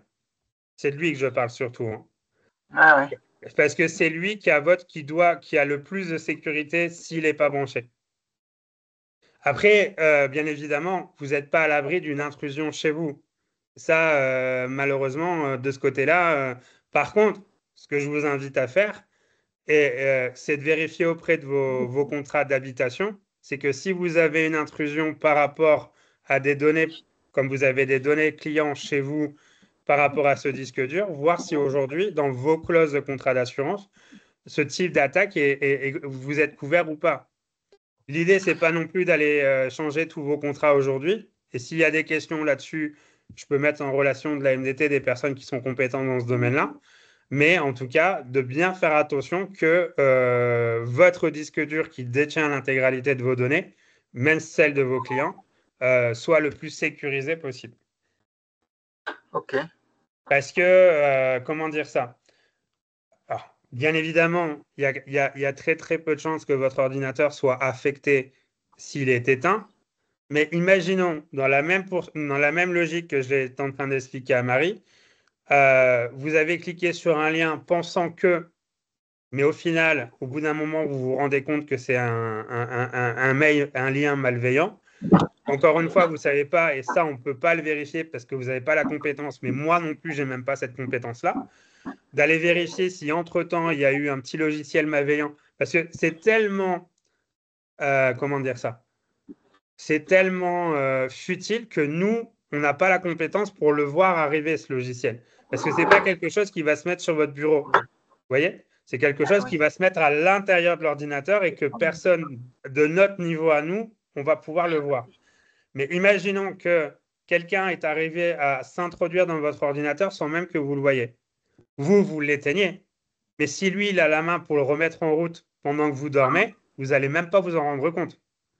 Il est branché sur une prise multiple et j'ai un bouton pour couper l'électricité de la prise multiple. Et tu la coupes tout ce temps. Donc, c'est bien une protection, ça. Oui, si effectivement l'ordinateur n'a pas de courant, c'est un ordinateur bureau ou c'est un ordinateur portable? Là, je parle du bureau, moi. Ok. Donc, si le bureau, il est complètement déconnecté à toute source d'énergie, effectivement, il ne se mettra pas en route. De ce côté-là, on est d'accord. Ok. Mais si maintenant vous êtes sur un ordinateur portable et que lui, il a de la batterie, il se mettra en route. Voilà. Et le pire dans l'histoire, c'est qu'il se mettra en route sans même que vous le voyez, en fait. Parce que ça, ils savent faire. Par exemple, je vais loin. Je vais loin, mais c'est pas, encore une fois, c'est pas pour vous faire peur. Si vous faites comment dire ça? Déjà, il faut que vous soyez, entre guillemets, connu par ces gens-là pour qu'ils viennent vous attaquer. Mais malheureusement, et Marie nous l'a montré, et en toute bienveillance, Marie, je vous prends comme exemple, on est tous arrivés à un moment donné, moi y compris pour un mail Amazon, de cliquer dessus, alors que effectivement, j'étais à deux doigts aussi de me faire avoir. Et pourtant, je suis presque né avec un ordinateur dans les mains. Mais encore une fois, ça nous arrive tous. Je ne suis pas là pour vous blâmer, je ne suis pas là pour vous juger, je suis simplement là pour vous sensibiliser. Parce que la meilleure réponse à tout ça, bah, c'est pas avoir d'ordinateur, c'est pas avoir de données clients et c'est à la limite de rien faire du tout avec Internet. Là, au moins, on est tranquille, quoi. Mais, ou alors, on fait à l'ancienne, on fait avec les pigeons voyageurs et on attend que le client décide de venir nous voir, quoi. Mais voilà.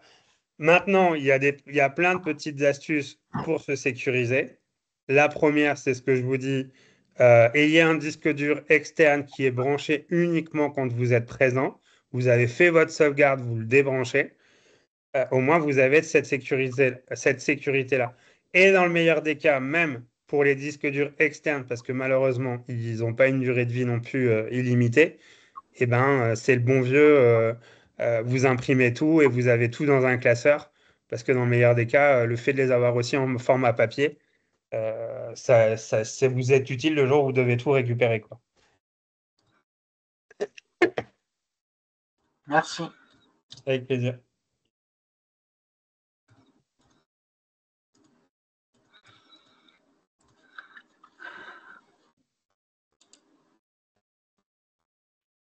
Est-ce qu'il y a d'autres questions? Parce que moi, j'étais arrivé à la fin de... Le meilleur des navigateurs, Gaël. Le meilleur des navigateurs? Oui.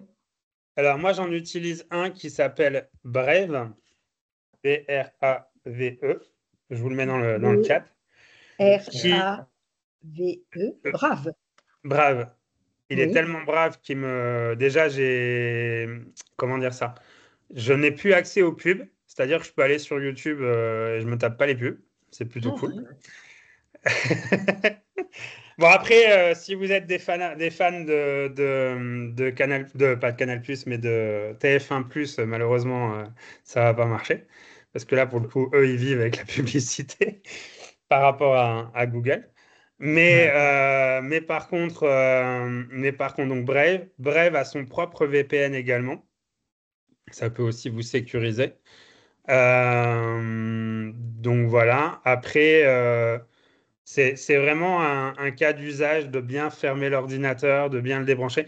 Et si je veux même aller encore plus loin, parce que tout à l'heure, j'ai parlé des réseaux sociaux. Et le pire, c'est quand même les réseaux sociaux, parce qu'en règle générale, quand on est connecté aux réseaux sociaux, c'est assez rare qu'on se déconnecte. Vous avez peut-être cette habitude-là, et si vous l'avez, tant mieux pour vous, mais c'est quand même assez rare qu'on se déconnecte. Ouais. Et honnêtement, s'il y aurait au moins un outil à prendre, moi je prendrais quand même l'outil NordPass, parce que ça coûte une quarantaine d'euros pour 2 ans.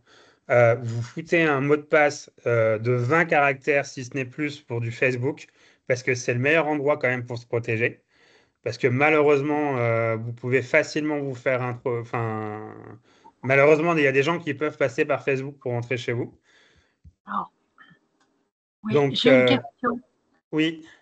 Oui, même en privé, si on a un compte privé, oui.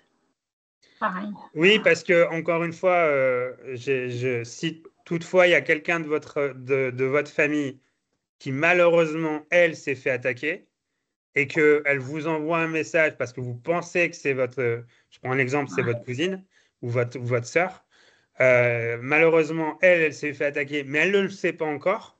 Donc vous recevez un message de sa part, bah, c'est votre cousine, donc vous lui faites confiance en vous invitant à regarder une vidéo parce que c'est souvent le spam qui est utilisé sur Facebook et que malheureusement, bah là, encore une fois, vous vous retrouvez avec un système de liens et vous cliquez dessus et malheureusement, c'est là que les pros... Et il me semble même que le point de départ que l'attaque de Roya Tonic qu'ils ont vécu, c'est une connerie de ce genre-là. Hein. C'est un lien cliquable. Hein. Donc, c'est assez facile, en fait, de rentrer dans un ordinateur. Hein. Vas-y, Christophe. Et sur les téléphones portables, alors, c'est la même protection? Comment Oui, parce que sur un téléphone portable, je vais vous donner un autre exemple. que vous le soyez ou pas, mais est-ce que vous êtes des usagers de la SNCF? Ça vous arrive comme à tout le monde de prendre le train? Oui, rarement. Oui. Rarement. Bon, vous allez souvent dans une station d'essence sur l'autoroute? Oui. Non. Sur l'autoroute, c'est trop cher. Mince, alors je n'ai plus d'exemple. Enfin bref, du moment que vous êtes dans un lieu public et vous connectez votre téléphone, et on le fait, allez, à 90%, on le fait tous, on branche notre téléphone parce qu'on n'a plus de batterie. Parce qu'on n'a pas tous l'allume-cigare dans la voiture. Et quand on est dans un train, et si vous avez un allume-cigare, bah, tant mieux pour vous, ou une prise qui se met dans l'allume-cigare plutôt. Mais ou dans un train, vous vous branchez parce que vous avez besoin de recharger les batteries, vous allez dans un café, voilà, tous les lieux publics qui proposent ce qu'on appelle un hotspot. Non, c'est celui-là. Hotspot, normalement, si je ne dis pas de conneries, ça doit s'écrire comme ça. À vérifier si je l'ai bien orthographié. Enfin bref, c'est tout ce qui est connexion publique Internet. Malheureusement, ce sont des portes d'entrée pour pour rentrer dans vos téléphones. Mais est-ce qu'on peut mettre une protection sur notre téléphone? Vous pouvez mettre un VPN sur le téléphone. Merci, Megan. Parce que la porte d'entrée d'un téléphone, c'est ça. Hein.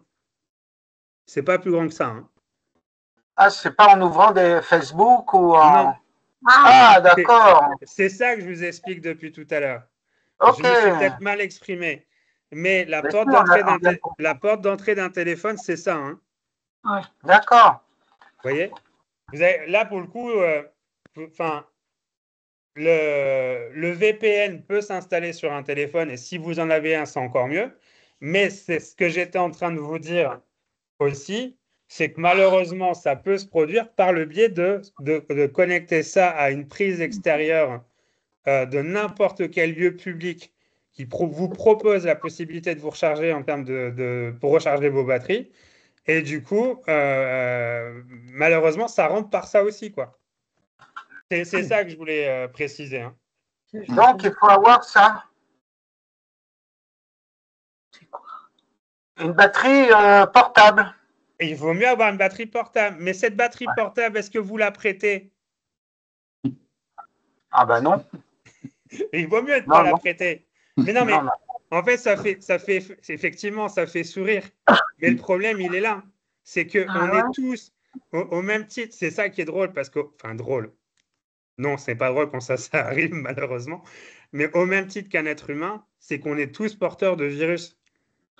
Parce que, encore une fois, de manière tout à fait innocente, suffit que moi, je me connecte dans un lieu public avant de venir à la MDT et que vous-même, vous venez et que vous vous branchez genre une semaine après moi, vous n'avez même pas su que j'étais dans les lieux et c'est moi qui est venu contaminer. Du coup, bon, vous avez pu m'inviter à la MDT. Mais bon, en règle générale, j'ai des batteries externes aussi que je ne prête à personne. Mais voilà, c'est ce que je veux dire. Vas-y, Christophe. Sur Chrome, notamment, on peut se mettre aussi en mode navigation privée. Exactement. Est-ce qu'il y a moins de risques? Alors, il n'y a pas moins de risques parce que la navigation privée de base, c'est dire à Google, j'ai pas envie que tu regardes ce que je fais. C'est pas privé dans le sens où il y a moins d'intrusions. D'accord. Parce que les intrusions ne se font pas via un navigateur, elles se font par le biais des pages de connexion ou des liens. D'accord. Ok. En fait, c'est ça qu'il faut, si on devrait résumer ce que je viens de vous dire là depuis une petite heure maintenant, c'est que toutes les portes d'entrée dans lesquelles on peut s'introduire chez vous, ça commence par un câble pour recharger un téléphone si on reste sur le téléphone, un lien cliquable, que ce soit via un site internet ou via un réseau social, voire même d'un SMS, parce que par ce biais-là aussi, on peut le faire. Donc, tout lien cliquable qu'on vous propose.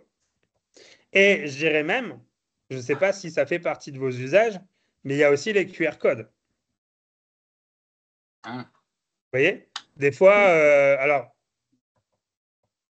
je ne peux pas dire alors parce que je n'ai pas forcément d'exemple, mais attention quand on vous propose de scanner des QR codes, dans quel cas il faut les scanner parce que là aussi, malheureusement, c'est assez flagrant de pouvoir aussi, parce que là, du coup, on ne le voit pas du tout, le lien, mais là aussi, on peut malheureusement avoir des problèmes de ce côté-là.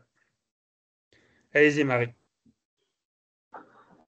Non, mais moi, je pensais au gîte, par exemple, où ils passent du monde, ils rechargent les batteries de leur téléphone, ça devient un lieu semi-public.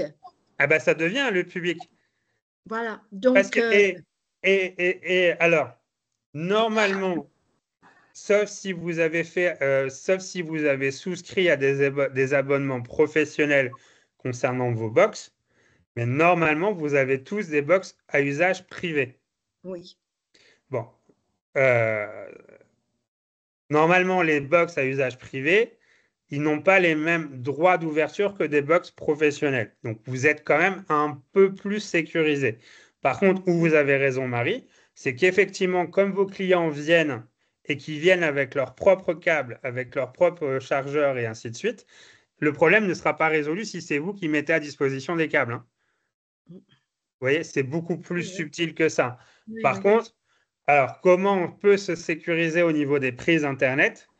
Il faudrait plutôt aller voir du côté des magasins spécialisés en informatique pour voir ce qui existe aujourd'hui sur le marché pour essayer de protéger le plus possible des prises murales. Maintenant, vous ne pouvez pas interdire les gens de se connecter, de se brancher, mais encore une fois, faut en avoir conscience qu'effectivement, c'est une porte d'entrée.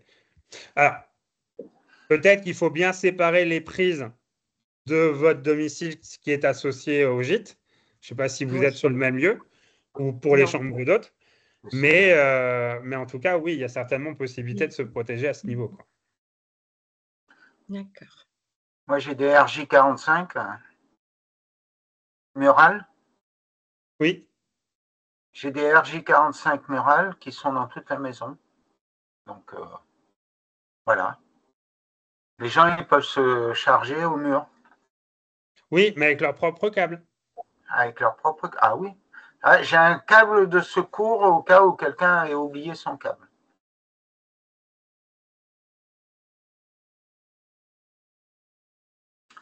Ouais. Et Firefox, c'est un bon navigateur ou pas? Alors, en soi, oui. Mais je ne vais pas rentrer dans les détails parce que je n'ai pas fait suffisamment de veille là-dessus. Alors, ce que je m'apprête à dire, ça n'a strictement rien à voir avec la question de la sécurité.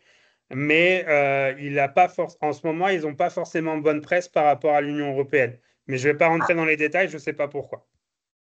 D'accord. Et Safari, c'est la même chose? Safari, c'est Apple. Donc là, vous êtes... De toute façon, du moment que vous êtes dans les produits Apple, que vous consommez du produit Apple, vous êtes dans un cercle, vous êtes dans un espace sécurisé. Vous êtes dans une bulle.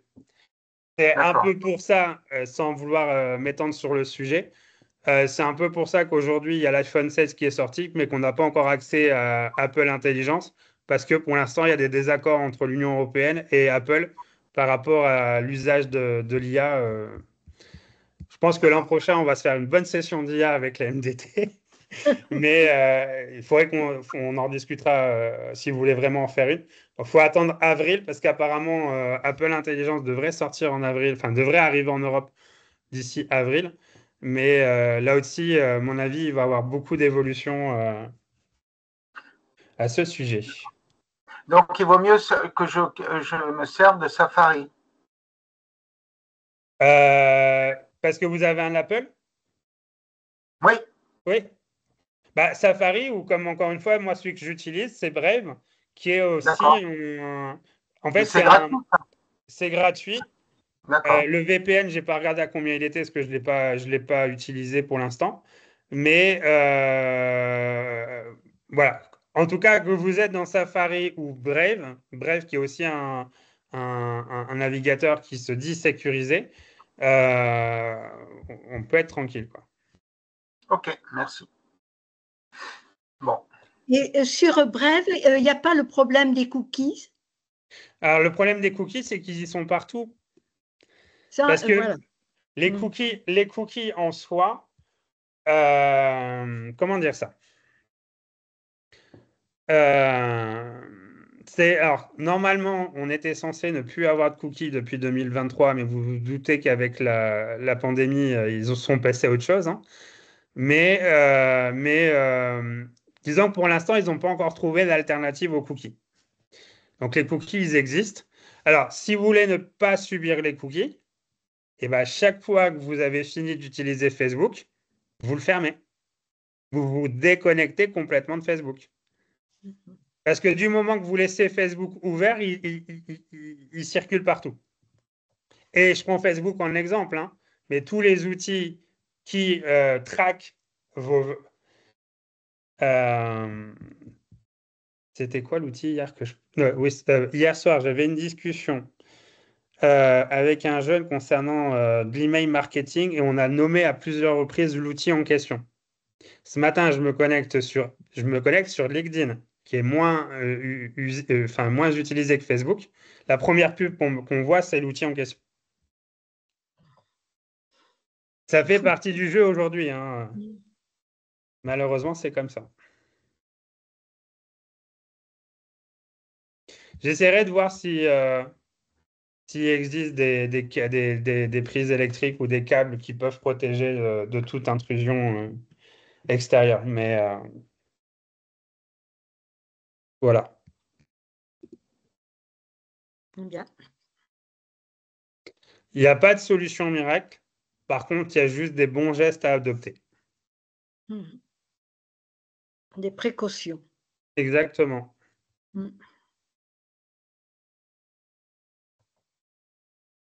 Non, mais ce qui est intéressant, c'est ce regroupement des mots de passe sous un seul mot de passe. Oui, mais il ne faut pas que ce mot de passe en question soit trop simple non plus. Oui, mais il peut être super compliqué. C'est ça. Il n'y en aura qu'un et il faut le planquer ou se le mettre dans un petit coin de la tête. Mais... C'est ça. Voilà. Parce que je suis en train de réfléchir à qu'est-ce que je peux faire pour... je ne sais pas si je peux vous le montrer comme ça. Sinon, Cédric, il n'y a pas des logiciels aussi qui existent pour... si, des coffres-forts qui existent... Enfin, coffres-forts virtuels, bien sûr, mais qui existent pour te répertorier tous les mots de passe sur tous les sites sur lesquels... Si tu en as un différent. Comme KeePass. Ouais, c'est ça, comme KeePass. Après, moi, je connais, je l'ai utilisé pendant très longtemps et il est hyper sécurisé aussi, c'est LastPass. Généralement, les deux sont combinés. Tu as l'outil qui te propose un coffre-fort de mots de passe et aussi un générateur de mots de passe. Et après, il y a peut-être des gens dans vos partenaires qui utilisent peut-être Dropbox. Et aussi, alors Dropbox, c'est à la fois un disque dur, c'est aussi un disque dur externe, qui est dans les nuages, comme on dit. Et ils ont aussi un outil de gestion de mots de passe. D'accord. Ouais. Mais c'est ce qui est. Et vous voyez, parce que vous voyez, ça, c'est vraiment des mots de passe. Moi, humainement parlant, je ne peux pas retenir ça, hein. Non. Pas sur 25 sites, quoi, à un moment. C'est ça. Mais par contre, c'est ce genre de mot de passe que j'ai aujourd'hui sur Facebook, Instagram, LinkedIn, mes sites internet que je gère. C'est vraiment avoir cette faculté-là. Tu sais, des fois, ça te propose je crois que c'est Google, si je dis pas de bêtises, ça te propose de générer des mots de passe justement comme ça, avec des majuscules, chiffres, etc. Oui. etc. Eh ben, c'est bien ça aussi de l'utiliser? Et dans les nouvelles versions je vais juste fermer ça quand même. Dans les nouvelles versions d'Apple, que ce soit au niveau de l'iPhone ou au niveau de l'ordinateur, ils ont aussi entré, il était temps, et ils ont enfin développé un vrai outil de mot de passe et qu'effectivement, disons qu'Apple aussi commence à proposer des outils qui sécurisent encore mieux la nécessité de mot de passe.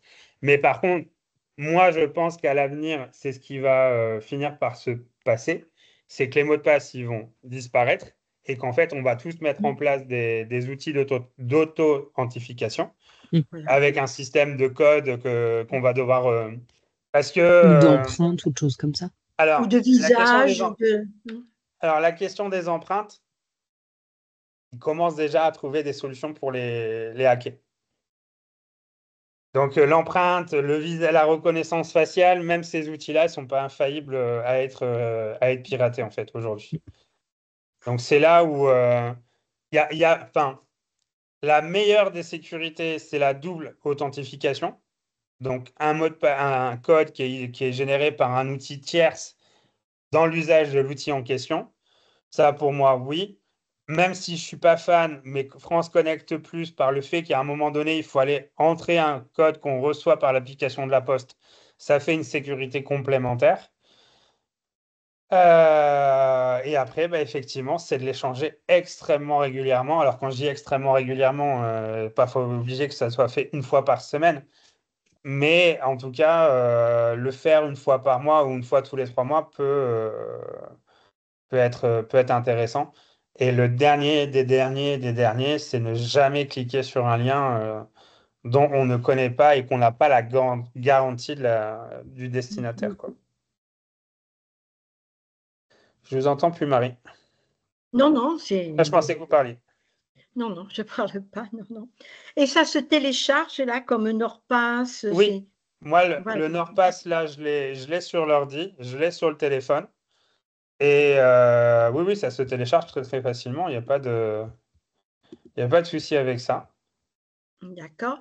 Et alors, ce qui veut dire qu'il y a un seul mot de passe pour tous les sites ou on a un mot de passe pour accéder au mot de passe des différents sites? C'est plutôt la deuxième option. C'est qu'en fait, vous avez votre mot de passe pour accéder à votre coffre-fort, mais tous les sites Internet, Facebook y compris, le coffre-fort en question va en fait, il faut de vous-même, quand vous allez vous connecter à Facebook, par exemple, c'est d'en profiter d'avoir installé cet outil-là pour changer le mot de passe. Il va lui être proposé par NordPass, par exemple. Oui, mais parce que l'idée, c'est vraiment de sécuriser le plus possible les mots de passe. Et il faut un abonnement pour l'ordinateur et un abonnement différent pour… C'est le même. C'est le même. Il n'y a pas besoin d'avoir un abonnement par appareil. D'accord.